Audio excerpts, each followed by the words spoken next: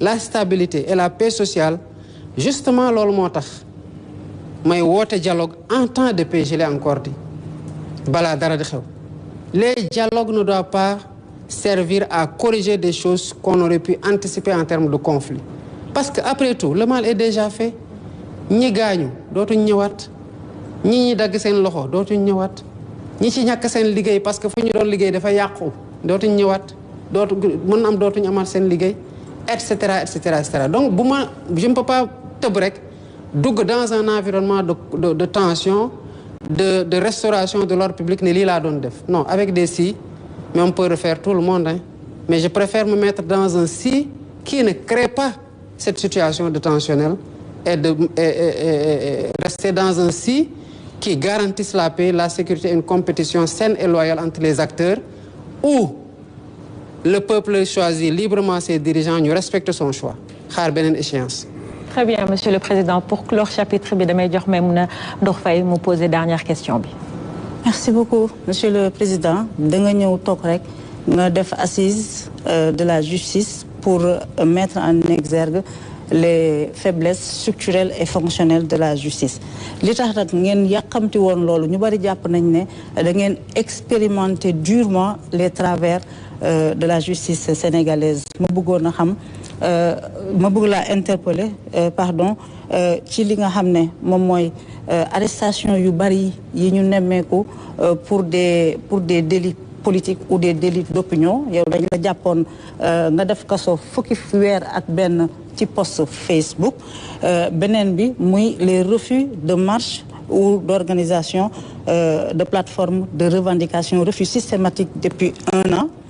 Beneen bi muy médiation pénale et financière ndax am nañu jàpp ne reddition des comptes bi mun nañ ko ci dugal ndax kat milliardaire ci prison amalul askan bi njëriñ waaye bu nangoo fay ndax mun nañu envisager ay médiation pénale. Beneen bi ndax da ngay changer la nature du régime politique wala da ngay continuer ci présidentialisme fort loolu Sénégalais yi tàmm. D'ailleurs sax ñoom ñëpp dañuy teg baaraam ci ni nga effacé woo ndax da nga envisager def un présidentialisme atténué ba pare jox doole ki nga xam ne moom mooy le premier ministre Ousmane Sonko comme ni ngeen di doxalee actuellement. D'abord sur les pouvoirs du premier ministre. Man avant ñu may fal la considère qu'il y a trop de pouvoir entre les mains du président.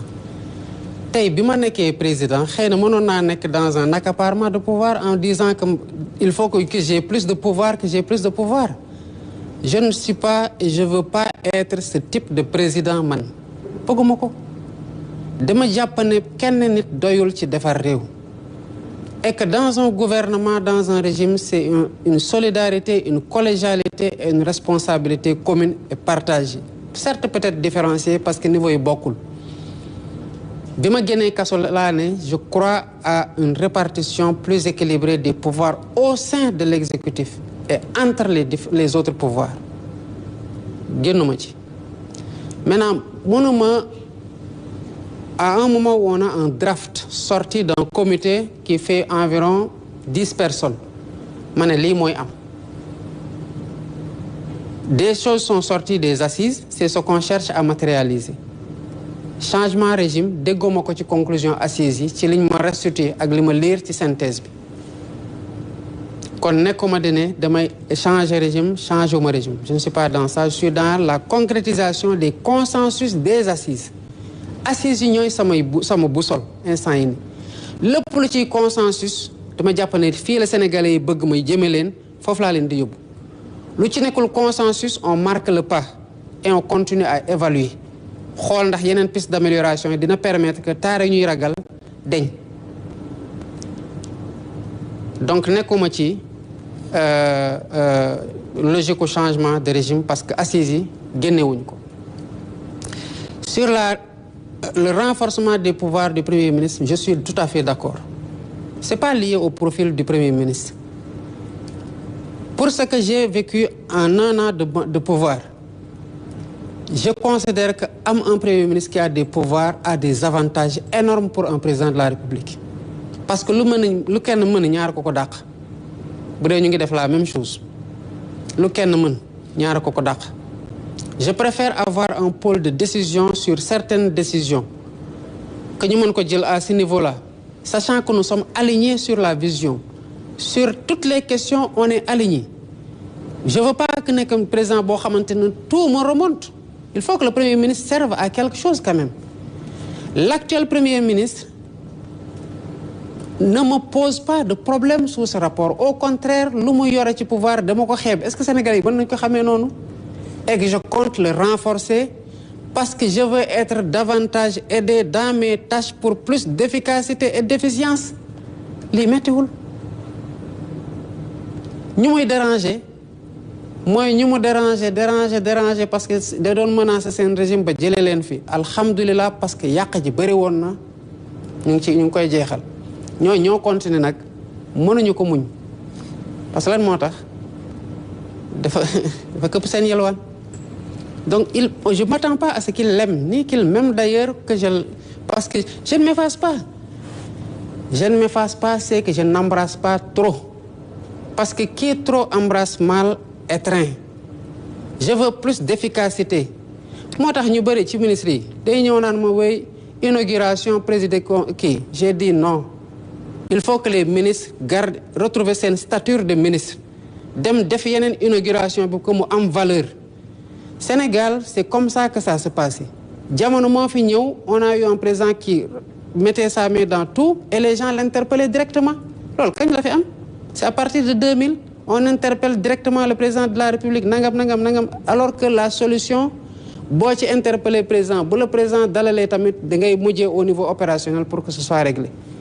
Je veux des DG forts, je veux des ministres forts, je veux un premier ministre super fort. C'est ce que je veux. Sur la réforme loolu la. Sur les arrestations. Mais yow bu dee tey de mooy arrestation yu bëri xanaa ne koo fi woon en 2000 2024 2021 2022 2023 ba 2024 ne koo fi woon de man maa ngi woon kaso de je savais que ce qu'il y avait là-bas par chambre ñu nekkoon Rebeuss toog 15 jours mënuñoo tëdd di taxaw ñu bëri amee fa sciatique ak leneen j'étais là. Les arrestations yi fi am lan moo tax ñu arrêté leen ñu bëri ils ont été convoqués te malheureusement xam nga lan mooy problème bi day xew c'est arrivé ici fii ça c'est la salle du conseil des ministres à l'heure de posement PM fee la ñuy toog pour xool yenn dossier ma ne ko mais dama gis na déw dañ ko arrêté mu ne ah bon lan la def ma ne ko daf mel ne yow la doon kii de mu ne moom je suis même pas au courant ma ne ko malheureusement nit ñi dañuy wax ne yow la du moom du man c'est la justice qui fait son travail. Maintenant la politique pénale c'est notre responsabilité parce que nag ñun ñoo am responsabilité doxal secteur yëpp y compris le secteur de la justice moo tax mënuñu ci am un désengagement total comme les gens le souhaitent. Ce ne serait pas responsable mënuñu jël un ministre fal ko mu yore formation professionnelle ñu bàyyi ko muy doxal lu ko neex mënuñu jël un ministre fal ko mu yore des finances mais le ministre bu ñuy gën di surveiller aujourd'hui c'est le ministre des finances parce qu'on veut qu'il y ait des réformes yoo xamante ne day changer le visage de la tenue des finances publiques en termes de transparence et d'orthodoxie noonu la ñuy xoolee tamit le secteur de la justice parce que dañ ci am responsabilité amaa nag nit wax na dara wala def na dara justice def enquête am à travers les canaux appropriés interpeller ñëw atte mais ñaata nit lañ fi bàyyi ñi ñu interpeller xoolal le ratio entre le nombre de personnes ñu arrête ñu interpeller ak ñaata lañ ci bàyyi ñaata lañ ci tëj xoolal bu baax defal le ratio maintenant en soi que ñu woo nit parce que la justice désire l'entendre ou même le traduire mais le juge dit deful dara ñu bàyyi ko mais ñaata yoon la fi xew ñi ngay gis ñëpp dinaan dañ leen di interpeller ñenn ñi ñu bàyyi leen ñenn ñu tëj leen 15 jours mais ñooñu à l'époque yàggul dara mandat de dépôt obligatoire la lañu la doon def automatiquement da nga ne man dañ maa kii woon dañ maa tëjoon ci opinion d'abord man waxuma woon dara jaroon ñu yóbbu ma fa c'était dans la même logique faagaagal ñu mais li ma bindoon ci Facebook amul woon enquête il n'avait qu'à cas ma mené en flagrant délit un juge aurait décidé si j'ai fauté ou pas tëj ma lu mu war a tëj mais gaw ma ne naroon nañu ma tëj 11 mois pourtant tëdd naa ko. Donc les réformes sont en train de se passer maintenant nit ñi ñoo war a jël responsabilité ñiñ ci arrêté ñenn ñi ñu bëri ci ay saaga lañ leen arrêté am nañ ci ñu ci arrêté yàggul ils sont même pas dans la politique mais ku toog TikTok wala Facebook wala beneen réseau jàpp benn doomu aadama bu am waajur am ay rakk am ay mag am njaboot mais nekk gor ci biir réew mi nga di ko daggal saaga comme da nga am permis à insulter une personne parce que dañ ko jël en chasse ñu ne yoon du def liggéeyam parce que ñun sonoon nañu avant ñuy ñëw mais la justice ne va pas démissionner elle va faire son travail sur tout le monde nag tout le monde ñi fi nekk comme ñi fi nekkul ñi ànd ak ñun comme ñi àndut ak ñun te loolu mooy suñu promesse aux Sénégalais on va la tenir maintenant ni may wax mooy politiciens yi dañuy def lu ne weng ñëpp a teg ci seen bët boo leen woowee ñu naan non règlement de compte politique médiation pénale mais soxna Maïmouna attention kaso warul nekk rek pour ñu ndóol ñi de lan mooy milliardaire bu nekk kaso yoon xamul milliardaire ak ku ndóol ak ku yelwaan yoon lu mu xam mooy aar boppam wàcc nga ma lii laa lay teg loolu kenn warul am ay milliards ba mu soustraire la ci médiation pénale du man maay décider day am wala du am les gens ont cautionné de la caution financière et de la caution matérielle le procureur considérait que caution matérielle c'est pas en nature c'est pas accepté et que li nit ñi cautionné en numéraire c'est faible mais bés bu ñu cautionné loo xamante ne procureur jàpp na ne que lii doy na le procureur va les laisser partir loolu du sama appréciation